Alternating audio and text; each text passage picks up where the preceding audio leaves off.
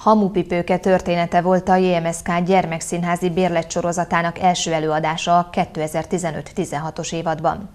A budapesti Noir Színház művészei látványos díszletek között gyönyörű jelmezekben keltették életre a jól ismert mesét.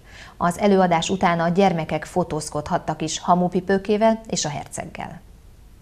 Nagyon látványos volt és szép volt. Horváth Zsófi így jellemezte az előadást, a klasszikus mese jól sikerült színpadi feldolgozását.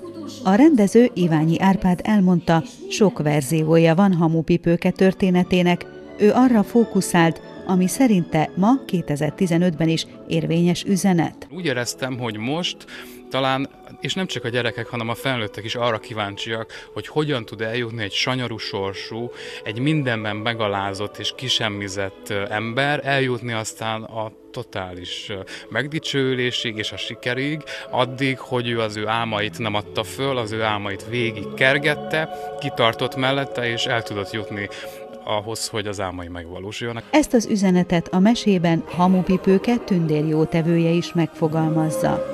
Bizony, Hamupipőke, az álmok mindig valóra válnak, csak hinned kell bennünk. Az előadások után a Noir Színház ajándéka az, hogy a gyerekekről fotó készül Hamupipőke és a herceg társaságában.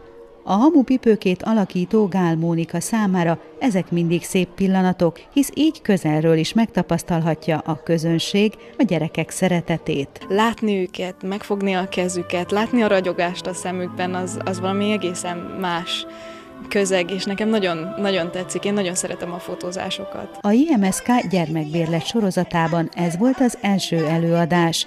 4 gyermekbérlet van most, 1 az ovisoknak, 3 pedig az alsó tagozatosok számára.